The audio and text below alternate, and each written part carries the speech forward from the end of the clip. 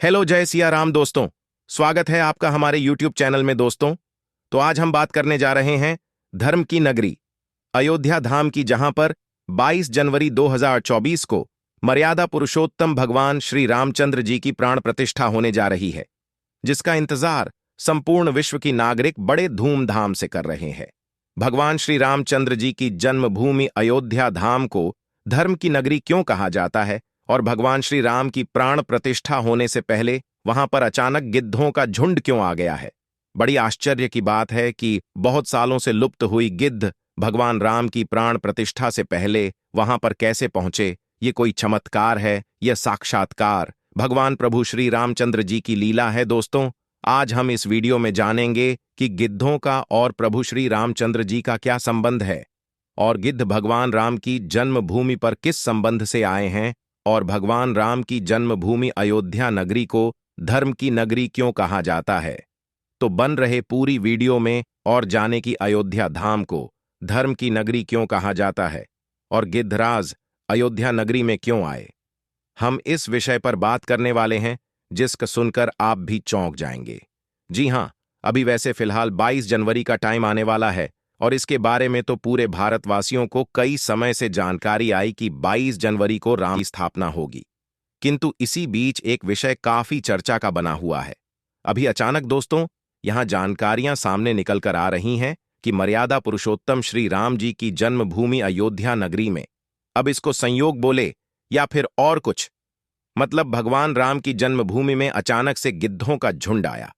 सभी के मन में एक प्रश्न है कि कहां से आए विलुप्त गिद्धों का झुंड, किसी को कुछ समझ नहीं आ रहा है। मतलब इस वक्त अयोध्या में बड़ी संख्या में पहुंच चुके हैं गिद्ध, यानी कि जटायु। यहां बहुत ही आश्चर्यजनक बात है। इसको भगवान प्रभु की कृपा कहें या कुछ और, पशु पक्षी सहित अयोध्या में जटायु आ गए। अब निश्चित राम का प्रभाव है। बचपन में इन गिद्धों को बड़े बड़े झुंड में खेतों और जंगलों में घूमते हुए देखा जाता था, किंतु आजकल इनकी जातियां निरंतर विलुप्त होती जा रही हैं। अब फिर से आध्यात्मिक नगरी अयोध्या में इन गिद्धों को फिर से झुंड में देखकर खुशी की अनुभूति हो रही है। लगता है आध्यात्मिक नगरी अयोध्या में दिव्य शक्तियां भी बराबर अपना काम कर रही हैं। दोस्तों, आपको बता दें कि भगवान श्री राम के अनन्य भक्त श्री गिद्धराज जटायु रहे हैं। गिद्ध जिनके डहने बहुत ही विशाल होते हैं, इनकी सोच बहुत ही खतरनाक होती है। वैसे ही है, सड़े गले जीव जंतुओं को अपना आहार बनाते हैं। इनकी आंखें बहुत दूर दूर तक देख सकती है। ये लकड़ियों से अपने घोंसले को बनाते हैं। ये विशेष तरह से रोग से बचते हैं, पर्यावरण के मित्र होते हैं। ये बहुत ही ताकतवर होते हैं। जब रावण द्वारा भेष बदलकर माता सीता का हरण किया जा रहा था, तब माता सीता की सहायता करने के लिए गिद्धराज जटायु ने रावण को रोकने का पूरा प्रयास किया था।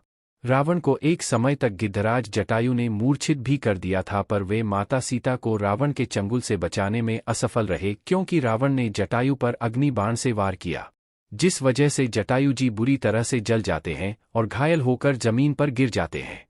इसके बाद जब भगवान श्री राम और लक्ष्मण जी माता सीता को ढूंढने के लिए आगे बढ़ते हैं, तब उनको जटायु जी मूर्छित अवस्था में मिले।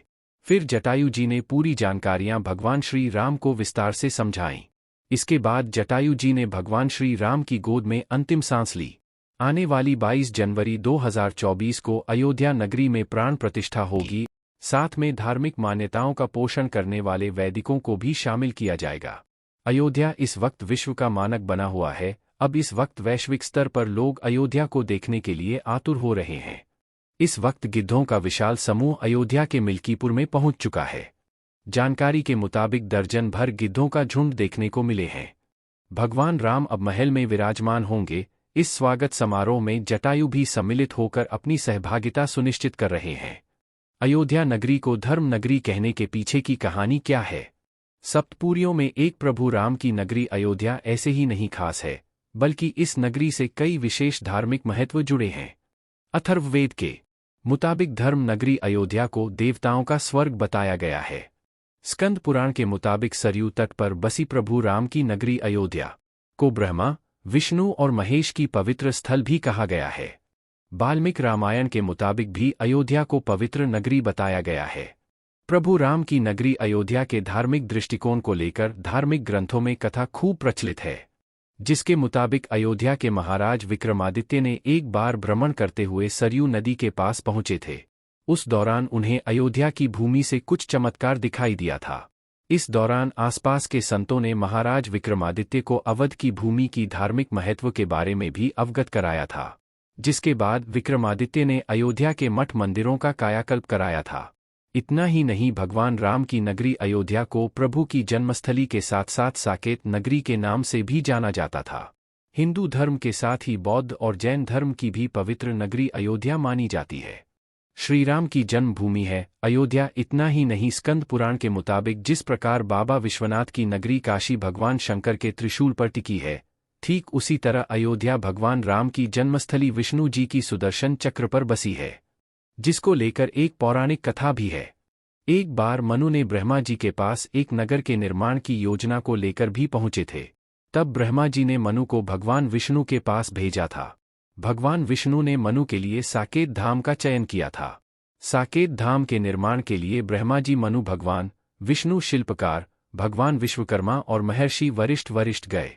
इसके बाद भूमि का चयन सरयू नदी के किनारे पर किया गया और वहीं से आरंभ हुई देवशिल्पी नगर निर्माण की क्रियाकलाप, जिसे आज अयोध्या नगरी के नाम से जाना जाता है। इतना ही नहीं, भगवान राम के जन्म के समय इस नगर को अवध के नाम से भी जाना जाता था। महाकाव्य में अयोध्या वाल्मीकि रामायण के 5वें स्वर्ग के बालकांड में अयोध्या का वर्णन करते हुए बताया गया है कि अयोध्या 12 योजन लंबी और 3 योजन चौड़ी थी। अयोध्या नगरी मठ मंदिर और घाटों की प्रसिद्ध नगरी भी है। सरयू नदी के किनारे प्रमुख 14 घाट स्थित है, जिसमें गुप्तार घाट के कई घाट, कौशल्या घाट इत्यादि घाट आज भी स्थित है। और धर्मनगर अयोध्या में प्रभु राम का जन्म हुआ, इसलिए इसे राम जन्मभूमि भी कहा जाता है।